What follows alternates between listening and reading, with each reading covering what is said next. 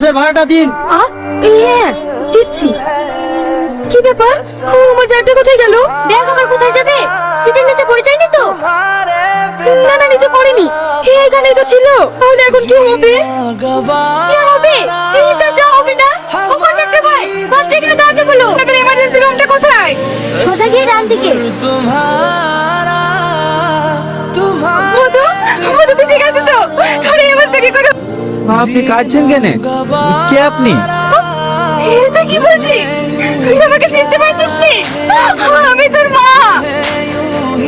এই বাবু, তুই তো মাকে চিনতে পারছিস না? কারা আপনারা?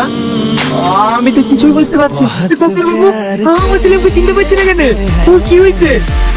ও আপনি তাহলে পেশেন্টের বাবা? হ্যাঁ ডাক্তার বাবু। দেখুন আপনার ছেলে স্মৃতিশক্তি হারিয়ে ফেলেছে, এর জন্য কাউকে চিনতে পারছে না। ডাক্তার বাবু,